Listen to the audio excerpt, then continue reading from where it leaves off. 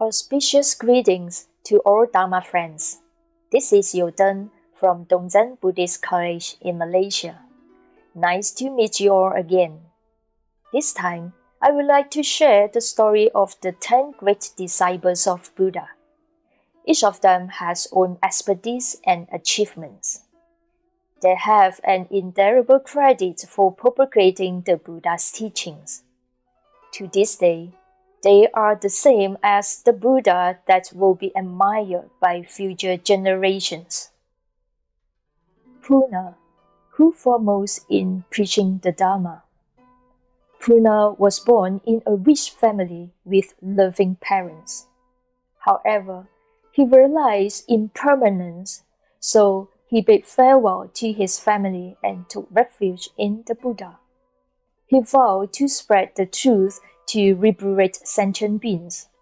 Soon, Purna attained the Arahatship. Purna is the shorter term of Purna Maitreya Niputra, which means boundless preaching and compassion. Once, Buddha talked to his disciples about causation. Buddha said, "Purna, you help me spread the truth of the universe and liberate sentient beings. Among the preachers, you are number one. You shall attain Buddhahood, and your Dharma name will be Dhammaprabhasa Buddha." Buddha's prophecy had made the other bhikkhus very curious and surprised, because Purna had only attained the state of Arahat. Buddha said, "Fellow bhikkhus, Purna is good in preaching Dharma. He is the best among the preachers. Not only did he assist me preach the Dharma, in his past lives, he supported and helped Buddhas preach the Dharma, and was always praised the other Dharma practitioners. All of you must learn from him." Due to the Buddha's compassion and impressive virtues touched all the kings in India, and they took refuge in Buddha, the kings ordered any criminals willing to renounce and take refuge in the Buddha will be released from the prison. And so some people with bad moral characters mixed into the Sangha. Purna warned these bhikkhus, "You cannot do things that are against the rules and precepts of the Buddha. We are blessed to have the Buddha as our teacher, giving us an opportunity to repent. If you do things that damage the Sangha, not only will you harm others, but also yourselves. I hope all of you practice seriously and obey the teachings of the Buddha." The bhikkhus was touched upon hearing this. Whatever Purna said, he was always care and worked hard for Buddhism. Buddha often praised Purna's admonitory role in the Sangha. Purna was very enthusiastic in his preaching. He was not afraid of difficulties when there were opportunities of spreading the Buddhist seeds. Because of Purna, many people had the opportunity of learning the truth and compassion. Purna spread the Buddha's teachings to many places, and many people took refuge in the Buddha. A few bhikkhus asked Purna, "Venerable, even if you preach in desolate land, the place will turn into a holy place. When your Dharma voice appears, the people will listen earnestly. Besides the Lord Buddha, nobody can preach as well as you do. How do you have such ability?" Purna answered modestly, "My success in preaching is due to Buddha's compassion. Before I preach, I pray to the Buddha, hoping he will give me strength. The people are moved by the Buddha's teachings and not because of me." The bhikkhus admire his modesty and continued asking, Venerable, you are so busy in preaching the Dharma and even need to meditate, but you didn't eat nutritious food to strengthen your body. What is the power that's holding you? Thank you for your concern. When I think of the Buddha's great vows, what I did is really insignificant. After my preaching, I will see the Buddha and listen to his advice. The Buddha's teaching is the best nutrients to me. I walk to various places, but Buddha's light always protects me, and his speech remained in my heart, so I didn't feel tired or tough. When I see people prostrate and pray to the Buddha, I am very moved. I pay homage to Buddha too, praying that Buddha's teaching will help them, give them confidence and strength. Purna was busy with preaching Dharma, except the basic necessities like clothes and alms bowl. He had no other possessions. One day, he met a relative from his hometown. After paying respect to Purna, the relative asked, Venerable, even since you left home, you have never returned to visit your hometown.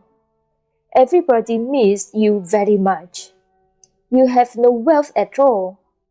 Why are you wandering around? When will you return home? Purna answered, I am busy with liberating sentient beings from suffering to happiness. The four seas are my home, and my relatives are everywhere.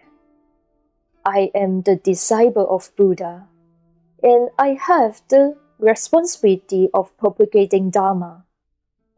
Please say thank you on my behalf to relatives in my hometown for their concern towards me. Venerable, I admire your selfless spirit for religion.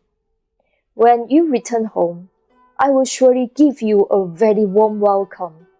I hope you will bring the lights of Buddha to our hometown. Purna smiled and then continued his journey, sowing Buddhist seeds. Purna knew the Buddha's way of preaching to liberate sentient beings. To different people, he used different methods. For instance, when he saw a doctor, he would ask, Doctor, can cure the illness of the body, but can you cure greed, anger, and ignorance of the mind? Venerable, I can't cure illness of the mind, can you? Purna replied, Yes, the teachings of the Lord Buddha can cleanse the dirt of sentient beings. Precepts, concentration, and wisdom can cure the illness of greed, anger, and ignorance. When the person was a court official, Purna would ask, Can you prevent people from committing crime? Even laws of the country cannot prevent people from committing crimes. The court official answered. Purna told, Besides laws of the country, you need to accept and obey the Dharma, the 5 precepts, and the law of cause and effect. Purna's skillful tactics in preaching had convinced many people to take refuge in the Buddha. Once, he saw some farmers working in the field and asked, Do you want to know the ways to plow for restlessness to increase your wisdom in life? Yes, but how? The farmer asked Purna. Purna replied, Have confidence in the Triple Gem, respect the Sramana, care for the sick, do charity, filial to parents, help relatives and friends, and not killing are the ways of plowing for restlessness. The farmers willing to accept these teachings. Purna was quick-witted and flexible in his preaching, so the Buddha's teachings were widely accepted. Purna determined to tackle all difficulties, regardless of the dangers and setbacks. He earnestly spread the Buddha's teaching. He asked for Buddha's permission to preach in Sudana, but Buddha felt the place was undeveloped and the people were cruel and uncivilized. So he advised Purna not to go.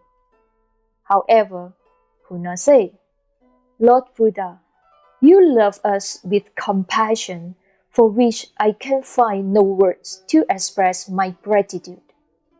I am willing to give all of me to Dharma and to all sentient beings to repay my gratitude to Buddha.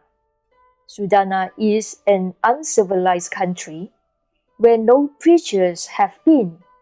That is why I want to preach there. I beg you, Lord Buddha, to give me permission." The Buddha wanted to make use of the opportunity to teach his disciples to learn from Purna. So, Buddha asked, "Purna, what if the people of Sudana refuse to accept your teachings and scold you instead?" Purna replied, "That doesn't matter, because they are not that willful." Buddha asked, "What if they attack you with punches, stones, and sticks?" Purna replied, "That doesn't matter, as they did not injure me with knife." Buddha asked, "What if they injured you with knife?" Purna replied, "That doesn't matter, as they did not kill me." Buddha asked, "What if they killed you?" "Then I must thank them in letting me enter Nirvana and allowing me to repay Buddha's gratitude with my life and body." Buddha praised Purna in having reached the absolute perfect stage. Purna was enthusiastic about spreading the Dharma in Sudana. He understood the 10 qualities of a Dharma propagator must possess. They are: virtue of knowing the Dharma, virtue of knowing how to preach, virtue of fearlessness with the public, virtue of debating, virtue of tactful preaching, virtue of obeying the Dharma, virtue of possessing dignity, virtue of jealous progress, virtue of tirelessness, virtue of power in success. Although Purna propagated Dharma throughout the 10 years in Sudana, but he was always present at Buddha's birthday or when Buddha made speeches in important ceremonies. Once, while the Buddha was giving a public discourse, Purna paid homage to the Buddha in the crowd. Buddha was filled with joy and said, "Purna, we miss you very much. How are you doing in Sudana? I know you can manage in Sudana because your preaching spirit and health are good, and you have very strong faith in the Tripajan. You are compassionate, steady, intelligent, and healthy.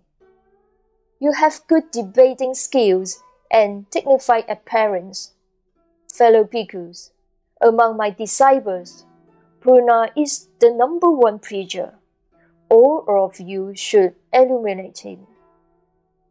When Purna heard Buddha's enter Nirvana, he rushed back to pay his last respect. He also attended the first council meeting held by Mahakassapa. Purna found there were some discrepancies in the contents. After he shared his opinions in the council, he left and continued his journey of preaching Dharma. Nobody knew when and where Purna entered Nirvana. People only knew that Purna always preached the Dharmas and served the public with his whole life. Next, Subhuti, who foremost in understanding emptiness. Subhuti was born into a wealthy family in Sravasti and was a relative of Ananda Bindika. Do you still remember who Ananda Bindika is? Yes, last week we knew that he was the wealthy elder who donated Jetavana Vihara to the Buddha. On the day of Subhuti's birth, all of his family's gold and silver suddenly disappeared, symbolizing that he was born of emptiness. The family's gold and silver was then said to have reappeared 7 days later. Subhuti grew up in a rich family. His parents loved him very much, but he was reluctant to be a slave to gold and silver treasures. The money his parents gave him, he will give to the poor. On the road, if he met a beggar without proper clothes to cover his body, he will take off his coat and give it to the beggar, and then ran home with shorts. Legend has it that at the time of Subhuti's birth, an auspicious sign of emptiness marked him. He told his parents, "Everything in the universe seemed to be reflected in my heart, but my heart feels like nothing. If there are no wise saints in the world, no one is qualified to discuss with me the mood of the liberated person, and no one understands the world in my heart." Once Buddha arrived hometown of Subhuti. Everyone commented that the Buddha was a wise man. No one in the universe can compete with Buddha. Upon hearing this, Subhuti was curious who is Buddha and why he has such a great motivation. Even Subhuti's parents also converted to Buddhists. So Subhuti quietly went to Jetavana monastery to see Buddha and listen to his teaching. Subhuti heard Buddha say, "The world should not be competing. There is no one mind difference. We are all together is one. All laws are born of faith and coexistence, and nothing can exist independently. Me and all laws are dependent on each other to survive. Merciful favors to all beings. It seems to be for people, in fact, have great interest in their own." Subhuti was touched by Buddha's teaching and became inspired. He asked Buddha to accept him as disciple. Subhuti ordained as a monk under Buddha, eventually developing a calm mind and temperament. Subhuti led a simple life after ordination. When going on alms round, Subhuti prioritized collecting alms from the wealthy. This was in contrast to another Buddhist disciple, Mahakasyapa, who prioritized collecting alms from the poor. Mahakasyapa prioritized receiving alms from the poor households, reasoning that poor people needed the merits from almsgiving the most, while Subhuti explained that collecting alms from poor people increased their hardship. Therefore, he collected alms from rich households who would not be burdened by such giving. Buddha later rebuked both of them for these practices, telling them that collecting alms should be done without discrimination. Subhuti is best known as the disciple with whom the Buddha speaks when imparting the Diamond Sutra. Subhuti asked Buddha, "Lord Buddha, Tathagata protects and is concerned about all of us, but how can good men and good women abide in Buddhist mind? And how can they subdue delusive thought?" Buddha replied, "To live in Buddhist mind and subdue delusive thought, a Bodhisattva should practice giving without abiding in any notion, and liberate all sentient beings without self." Subhuti felt touched after hearing this, and he understood he shall not cling to the notion of self, notion of others, notion of sentient beings, notion of longevity. Subhuti attained enlightenment and known as foremost in understanding emptiness. To further strengthen Subhuti's faith in giving without abiding in any notion and liberate all sentient beings without self, Buddha shared a story that he had encountered when he is a practitioner. Once his body was cut apart by King Kalinga, who suspected him had an affair with his wives. To liberate the sentient beings at that time, he had no notion of self, no notion of others, no notion of sentient beings, and no notion of longevity. He had no hatred. The loser is one who hurt others. When Buddha descended to Sankasa after spending the rainy season in Tawatimsa heaven, everyone rushed to welcome him. Subhuti, recalling that the Buddha said that one can see him by meditating. He decided to remain in meditation rather than going to greet Buddha. Upon arriving, the Buddha stated that Subhuti was the first to greet him upon his return, having seen the Buddha's spiritual body before the other disciples greeted his physical body. One day, Subhuti entered emptiness samadhi meditative concentration. Many devas touched by his practice and appeared in the sky. Flowers began to fall on him. "We are praising you for your discourse on emptiness," the gods whispered to Subhuti. "But I have not spoken of emptiness," replied Subhuti. "You have not spoken of emptiness. We have not heard emptiness," respond the gods. "This is the true emptiness." The blossom showered upon Subhuti as rain.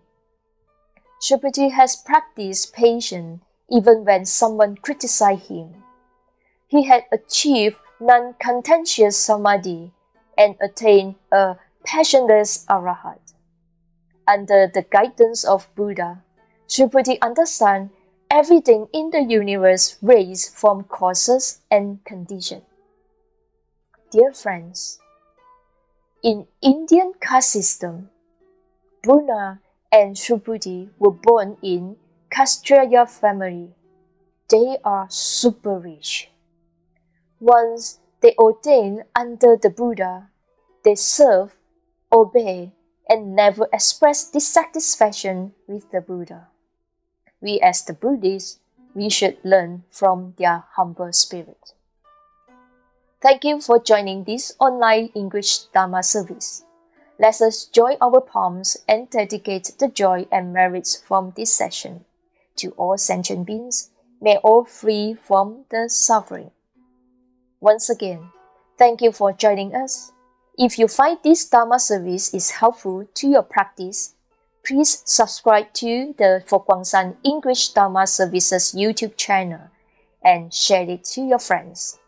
Last but not least, I wish you all stay safe, stay healthy, and stay awesome. See you next week. Amitofo.